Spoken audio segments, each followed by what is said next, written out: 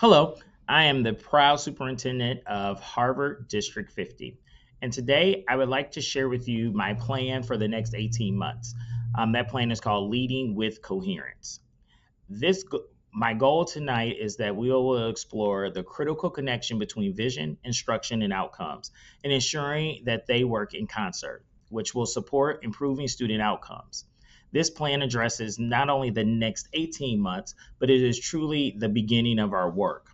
We know that true educational change, which creates space for meaningful and sustainable improvements in student achievement, takes time. Some research even says that it can take upwards to 5 to 7 years. We want to make sure that not only are the changes that we're making lead to student improvement, but they're also sustainable and continue to lead for more and more improvement year after year. While developing this 18-month plan, I found it important to first clarify my purpose, which led to creating this guiding statement. This roadmap is designed to bring coherence by uniting our vision, instruction, and leadership into one focused system. This is crucial because it means everyone is moving forward together with clarity and purpose around some common goals. Through creating a climate and culture that embraces shared accountability, capacity building, and a focus on student achievement will enhance the skills of our educators and leaders in creating classrooms that challenge, support, and engage every student. Remember, education is truly the ultimate equalizer, and it's our responsibility to ensure that all of our students have access to exceptional learning and opportunities each and every day. Over the next 18 months, we'll focus on clarifying expectations, aligning resources, and supporting educators through difficult yet exciting phases of change. This work is not easy, but I truly believe that when we afford educators the space, time, and opportunities to grow in their craft, our why will shine through in every action and in decision, ultimately leading to stronger student outcomes.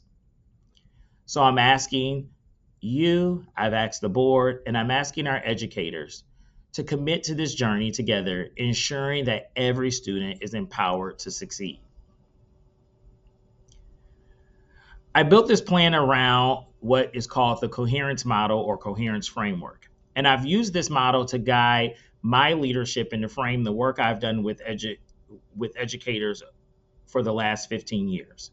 Coherence is a crucial concept that underpins everything that we aim to achieve. It's about creating a shared depth of understanding regarding the purpose and nature of our work. I hope that coherence does not just become a buzzword, but it is truly representative of the alignment in thoughts and actions, both individually and collectively. It's what we're striving to ensure that our vision is clear and unified across all levels of the district. However, achieving coherence can be challenging in education systems due to us facing conditions of overload, fatigue, fragmentation, policy churn, both at the state and national level, all of which can make it difficult to maintain focus and consistency. But the key point is it can be done, and it can be done here in Harvard. By working together, supporting one another, and keeping the lines of communication open, we can overcome these obstacles. Coherence is within our reach if we truly commit to this work collectively. So if we take a moment to think about change, we know that effective change processes focus on how they evolve over time. These processes don't just stick with initial phases or ideas, but our plans will adapt and grow as we do. We also will continue to work on building capacity and ownership among everyone who's involved in this work. Successful policies and practices are those that continuously integrate our new knowledge, skills, and experiences of educators at all levels. By doing this, we will remain relevant and impactful. It's also about engaging all of you all, our community, and of course our educators, and valuing your insights and feedback along the way. What's truly fascinating about positive change is that organizations learn from other successful organizations, but they don't try to imitate that work. Instead, they innovate based on their unique context and needs, which leads to authentic and sustainable growth and progress. To start out and to develop a true plan that I wanted to focus on making sure it captured what the community and what our educators believe is important. I did lots of listening sessions with our staff. I participated in collaborative team meetings. I did third-party interviews with administrators. We had community listening sessions, student focus groups, and some data analysis. When I arrived in July in the district, I shared what my entry plan would look like, and that was developed into three phases. One, listening and learning. The second phase, analysis and alignment. And the last phase, which I'm sharing with you this evening, is how are we going to move forward acting with purpose. Those listening sessions really focused around 4 questions about our math and literacy performance, around our current goals, and if those are the goals that we need to continue to use and focus on, or if we need to be looking at focusing our attention elsewhere. We have a diverse student body, which adds to the richness of the education that we provide here in Harvard. And I want to know, what are some ways that the community feels and our educators feel that we could do to better support each and every one of our students. And then the last question really focused on how can we make sure that we're using the best methods possible to communicate with all of our stakeholders, that being the community and our families. So what happens when a school district opens the floor and just listens? We're about to find out. We've pulled together all the raw, honest feedback from Harvard's recent D50 Listens community conversations, and we're going to dive right in. And wow, this question from a parent, it just cuts right to the chase, doesn't it? If students need help, where does it come from? This really is the central question we'll be exploring. It's about support, resources, and the basic promise a school makes to its families. Okay, so why have these conversations in the first place? Well, it really boils down to this. The math and literacy scores, they're just not where the community or the educators want them to be. And that's the fundamental challenge that kind of kicked this whole thing off. And you can see how the community is thinking about it with this question. It's not just, why are the scores low? It's, why aren't our kids growing? That's a huge difference. It shows people aren't just pointing fingers. They're trying to figure out the why and are ready to get to work. One of the biggest themes that kept coming up was this feeling of a balancing act. You know, like walking a tightrope. How does the district give enough support to the students who are struggling while also challenging the kids who are ready to fly? And here, you can really see that split. Think of it as a tale of two learners.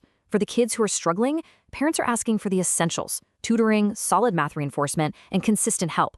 But for the high-achieving kids, the ask is totally different. They need more math acceleration, real gifted programs, a chance to take those higher-level classes sooner.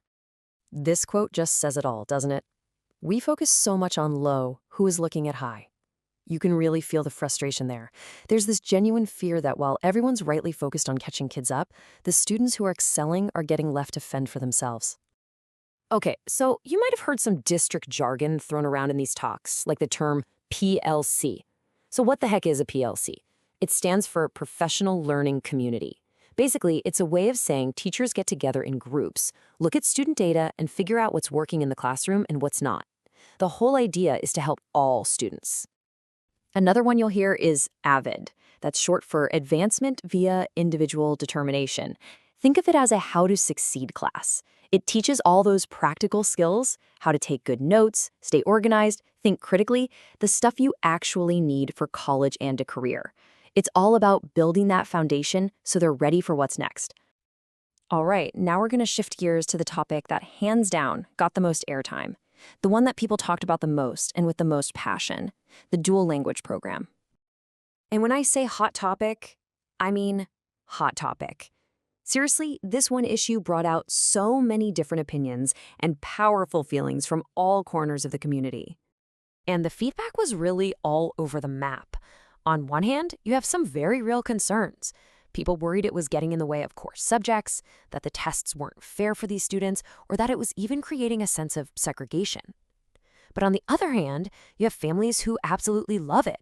They see it as a path to the seal of biliteracy, their kids are thriving, and they really appreciate things like bilingual meetings. And one parent just boiled the whole debate down to this one single question. Are we sacrificing core skills to gain a language? And that's the tightrope, right? Everyone agrees being bilingual is an amazing skill, but is it worth it if it comes at the expense of a rock-solid foundation in reading, math, and science? So, whether people were talking about test scores or program debates, there was this one thread that connected almost everything: communication, or a lack of it. One person said it perfectly: parents are craving information. And the next few points really show you what they mean. First up, getting grades in PowerSchool, but way too late. By the time a parent sees a problem, the chance to actually do something about it is gone. Then there's just too many apps. You've got Class Dojo, PowerSchool, email, talking points. Parents are juggling all these different platforms just to figure out what's going on. It's overwhelming. And it's not just that. Basic stuff like newsletters or updates from teachers, people said they're totally inconsistent. Sometimes they get them, sometimes they don't. Sometimes they just stop coming altogether. Okay, but it wasn't all just pointing out problems. Not at all. People showed up with some really great constructive ideas. They offered real solutions and really laid out a roadmap for how the schools and families could build a much stronger partnership. And check out some of these ideas that came straight from the community. Things like getting retired folks and other volunteers to be tutors, or how about televising the Board of Ed meetings so everyone can see what's happening? Making community service a requirement for graduation to teach real-world skills. And I love this one, creating parent universities to give parents the tools to help with learning at home. These are real, actionable ideas. And this final thought really brings it all together. A good school is good for the community, regardless if you have children in the district. That just hits the nail on the head, right? It's a powerful reminder that strong schools lift up the entire town. Everybody has a stake in this. So that leads us to the big question hanging in the air. The whole point of these listening sessions was to get all this feedback out in the open, the good, the bad, all of it. Well, the community has spoken, loud and clear. So what happens next? We also launched a survey to capture the rest of those voices or from individuals that may not have been able to attend one of the listening sessions. We used a tool called Talking Points that captured those individuals' feedback. And what you see here is a word map. And so the larger the word is, the more emphasis that was placed on those words or showed up more often in the feedback that we received. One of the highlights, though, of the listening sessions was really taking time to engage with student focus groups at our buildings. Those comments ranged from across the board, from our seniors speaking about how they truly feel that we have staff and adults in our buildings that care about them and they have someone that they could talk to. Our students also at the high school talked about how they need more space to collaborate and just to hang out and get to know each other better. One of our fifth grade students talked about the importance of athletics to the Harvard community and the need for improved fields. And our pre-K students captured just the true essence of our work by we like learning our letters and sounds, which really, I believe, focuses and kind of harnesses in on the work that the district has done with the science of reading. And then one of the best comments was that we need more semi trucks. I can't promise that we're going to get into the semi business, but I thought the statement was hilarious and had to add it to this presentation. And so after looking at all of that data, both from the listening sessions to our student achievement data from our district report card, I developed this plan this evening. I first started out with developing a logic model. I'm sorry, let me go back. I apologize that I added, before we dive into the plan, I want to talk about what is working. We know we have dedicated educators and staff here in our district. We also have a community that values the education that we provide. We have done a lot of work making sure that we have high quality instructional materials in front of our students. We have PLC structures in place that will really help our teachers collaborate so they're doing the work not individually, but as a whole. We have effective instructional strategies in place, again, such as the work we've done around the science of reading, AVID, our dual language programs, our dual credit programs, AP courses, and the CT offerings that we provide to our students. And then right now that the district has been great stewards of financial resources from the taxpayers, and we have the ability to ensure that our students have the equipment they need to implement the district curriculum. So now let's dive into that logic model. I know this may be hard to see, but I wanted to share with you that this is the structure that I set up to really identify what are our long-term outcomes, intermediate outcomes, short-term outcomes, and then what are the things we need to input and the resources that we need to meet those goals. But if you notice, those areas around mathematics and English proficiency and English language learner proficiency, those aren't complete yet, because I believe that it's important that we do that work with our educators rather we do it to them. And so we must develop these parts, these goals, these actions and outputs with them. By ensuring that our educators are involved in the process of establishing long and short term goals, as well as what are those specific learning needs to implement new, highly effective instructional strategies, we deepen our coherence, our shared understanding, and ultimately the buy in from our for our common expectations and goals. So, although the plan outlines several systems and leadership goals, we know that our most important work is improving student achievement and outcomes. Therefore, before we dive into the goals and focuses around our actions and our work, I want to share the district academic goals. The district's academic goals are 1 year goals, meaning that this is what we are striving for during the spring 2026 assessment window. And also, we are still currently working on some secondary goals around ACT, and we will share those once they're completed, both with the board and with the community. So let's dive in. I wanted to just share a quick snapshot of our data. You can also visit the Illinois report card for more extensive data currently of where we are and where we're performing. Right now, about 27.5% of our students in ELA and 10.8% of our students in math can demonstrate proficiency on the IAR exam. Our graduation rate is trending in a positive direction. We're at 87.8, with the state average being 89%. And so we are closing that gap in regards to graduation rate. However, as we all can see, we definitely have some work to do in the areas of language arts and mathematics. So to just share some goals around those big target areas of ELA, math, and English language proficiency, we've developed some district goals. In ELA, we want to move from 24.8% to 33% of our students being able to meet or exceed the standards based on the May 2026 IAR assessment. And we want to move from around 10% to 15% in the area of mathematics. In regards to our goal around our English language learners, we want to strive to see an increase of 10% of our students annually being able to demonstrate proficiency of the English language as measured by the WIDA access test. And we also want to strive to eventually meet the target of all of our students who have been with us from kindergarten through sixth grade can demonstrate proficiency by the time they reach the fifth or the sixth grade. So now that we've gone over our academic goals, let's dive into the focus areas of our plan, which consist of systems and in leadership, educator capacity, and language acquisition and multilingual education. So let's begin first by talking about systems and leadership. What I've done is I've centered all of our steps or action steps around those 4 quadrants of coherence.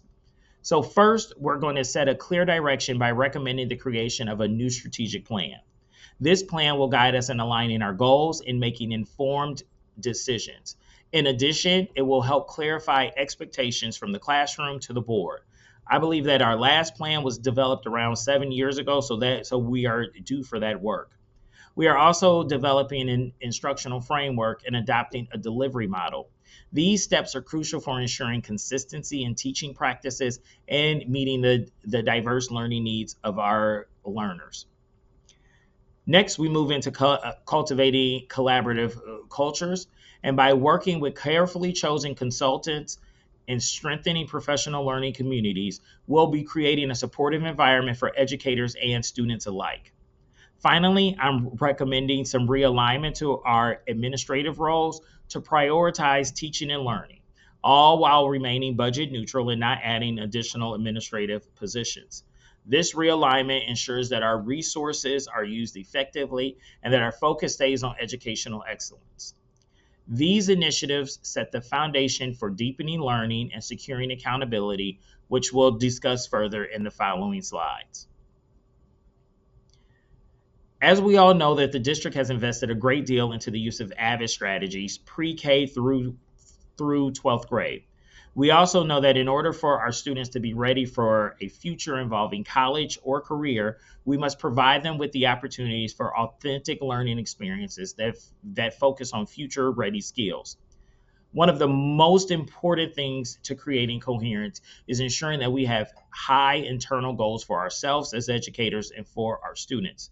Therefore, we must build our capacity around data analysis and establish systems to develop SMART goals, not only at the district level, like you saw, but at the school and at the individual team or department areas.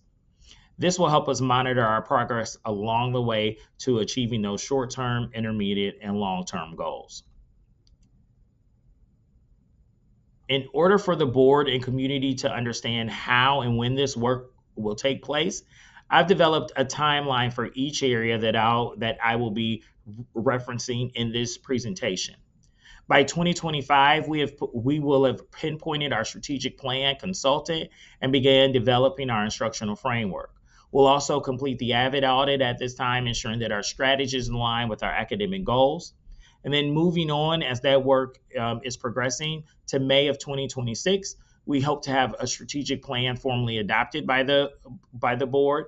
And during this same time, we will also be rolling out the instructional framework draft for educator feedback and validating both our math and ELA priority standards for assessment alignment. Then by August 2026, we will have developed key performance indicators aligned with our strategic plan goals, our academic goals, and our action steps. From June to August of 2026, we will fully implement our instructional framework and delivery model using professional learning opportunities throughout the summer and throughout the 26-27 school year. This will also be a period of refinement for the work already done by our teachers around curriculum maps and supporting those goals to ensure rigor and high expectations are explicit in the tools our teachers are using.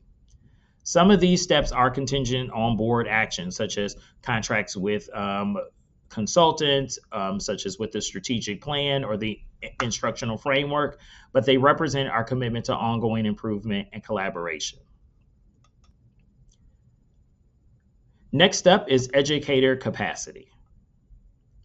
We're fortunate to have a team of strong, committed educators who are eager for clearer expectations to drive instruction forward. Through our listening sessions, data analysis, and observations, we've identified a crucial need, aligning Tier 1 or classroom instruction to both the content and rigor of the academic standards.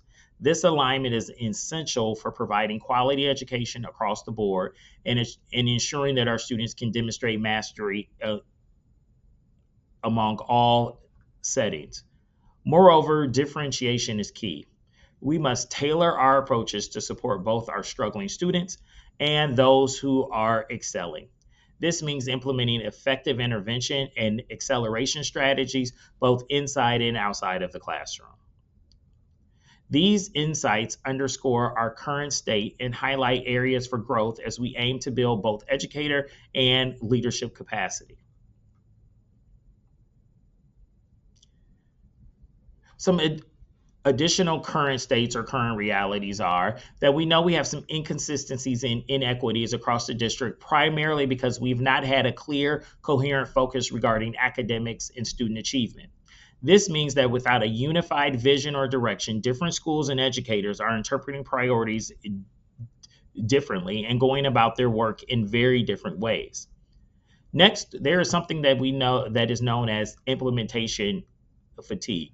We have a number of great programs and supports, while intended to help, have oftentimes or sometimes created a confusion about what should be prioritized and what shouldn't be.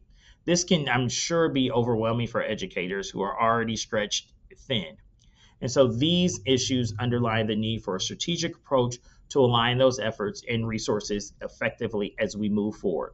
So we'll explore how to establish a focused direction and clarify those priorities.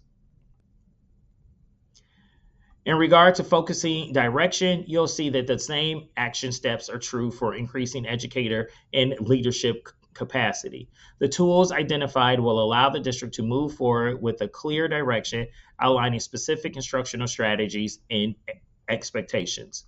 Along with and connected to the strategic plan, which will outline the board's goals and focus, we will also need to ensure that we have that clear, coherent understanding of our curriculum resources and instructional strategies, such as, again, through that development of an instructional framework and an instructional delivery model. We need to strengthen professional learning community so we can ensure that we have integrity to the adopted models. And we also need to use the team to grow the team, meaning we need to use the expertise of our current educators to support their colleagues, as well as our instructional coaches, the mentoring and modeling support that we already have here within the district. When we look at deepening learning and securing accountability, that really centers around our continued district-wide implementation of AVID school-wide strategies, professional learning to support differentiation in English learning education, making sure that we put a prioritization on what tools that we're using in regards to technology to support our Tier 1 adopted materials. And then we also need to look at what are those supplemental materials and make sure that they align to our instructional framework. When we look at securing accountability in this area, again, we want to make sure that we identify key performance indicators that connect the classroom instruction to our strategic plan goals and to academic and growth goals at the district and school levels. The timeline for this work is very similar, again, with the strategic plan and the instructional framework. And then while that is being developed, we will be implementing and planning out what does professional learning look like, again, over the summer and throughout the 26-27 school year to achieve some of these action steps that were listed previously. Our last area is language acquisition and multilingual education. Here in this area, we want to first look at what our current state is as again, and so that it's clear that fostering a deeper community understanding of dual language programs is crucial and needed. This understanding not only supports English and Spanish development, but it is essential for gaining widespread community and district support for a program that has great potential to strengthen the knowledge of English learners and native English speakers. There is substantial research that finds that the dual language approach is the most effective way of supporting English learners become proficient, but it also proves to be a valuable way to support native English speakers in both English and Spanish development. Currently, there is a gap in understanding the purpose of dual language programs, affecting both our native speakers and our English learners. Addressing this gap in our understanding and the way dual language and English learning programs work can actually enhance our educational environment and outcome for our students. Moreover, there's a need to evaluate curriculum alignment between monolingual and dual language classrooms. And by doing that work, we can identify opportunities for growth and increased equity and student achievement between both our dual language and our monolingual programs. Despite our efforts, achieving English proficiency for all students, particularly as measured by access testing, remains a challenge, especially for some students who have been a part of our community for over 5 years. This is a pivotal area for us to focus on moving forward. Together, by addressing these issues, we can strengthen our dual language program and ensure that all students thrive across each program, regardless if they've chosen monolingual or dual programming.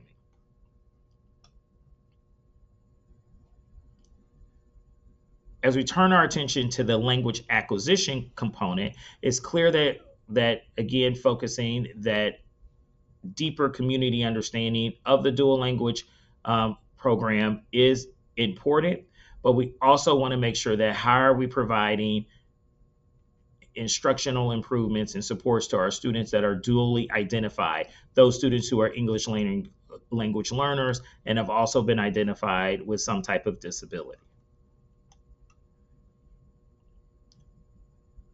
Our action steps around improving language acquisition within the district include first, recommending that we partner with SchoolWorks, a third party evaluator partner. This will help us understand the effectiveness of our current programs.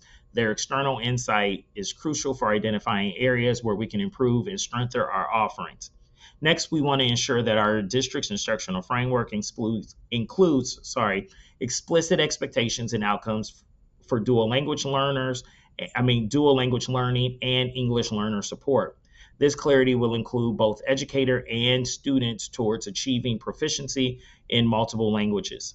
Another exciting development is something that I would like to introduce is pre-seal of biliteracy checkpoints. These will serve as important milestones along a child's educational journey up to graduation for those that are opting for the biliteracy pathway, helping us to ensure that they are successful along the way and succeed at that goal of earning the seal of biliteracy.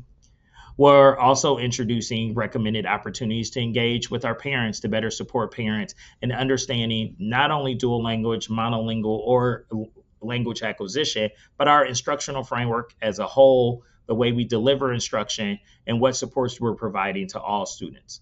We know that we need to strengthen our partnership with all our families so that we can work in a collaborative way for our students. It's also vital that we create and cultivate an atmosphere where our dual language and monolingual teachers and educators are working together. And this is through the ongoing work that's already done through vertical and horizontal collaboration, so we can ensure that we have cohesive educational experiences for all of our students.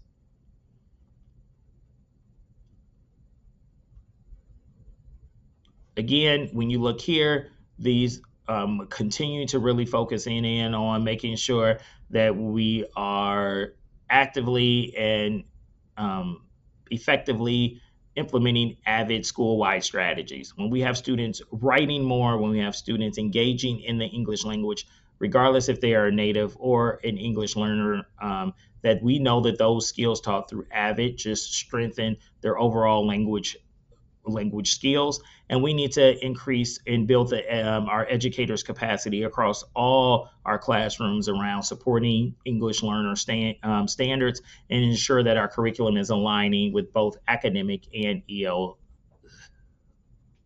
standards.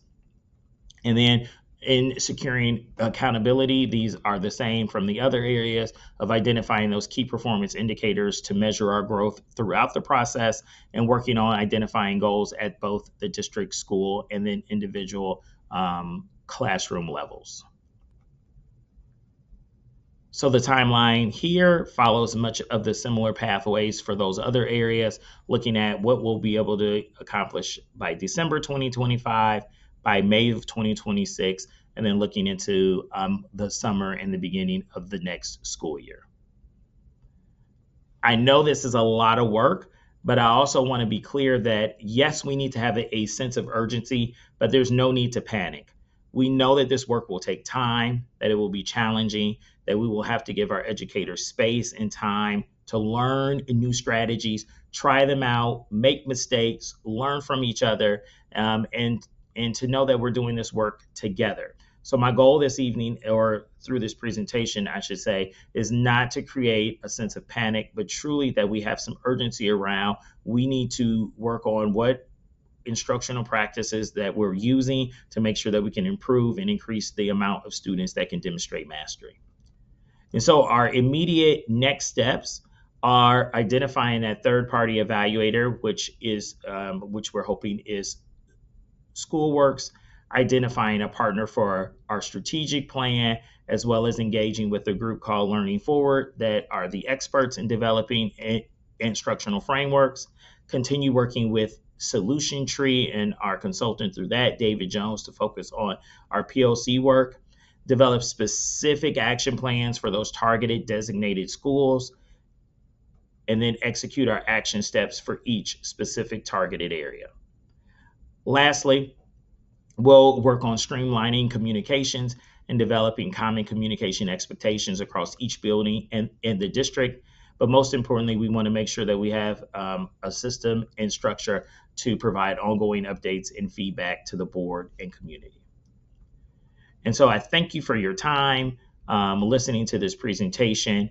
And one of the quotes from our community members that really hit home is, a good school is good for the community, regardless if you have children in the district. And so whether you're a parent, a community member, an educator, please know that this plan, I hope, is developed alongside each of you, and that it speaks to what's important to our community, to our educators, and what's important for our students to be able to succeed at high levels, whether they be our smallest learners in our pre-kindergarten classrooms to our students we serve through the EDGE program. I want to ensure that we have system structures and processes set up that make sure and confirm that all of our students will have the opportunities to be successful individuals. And so with that, I thank you for your time and have a great day.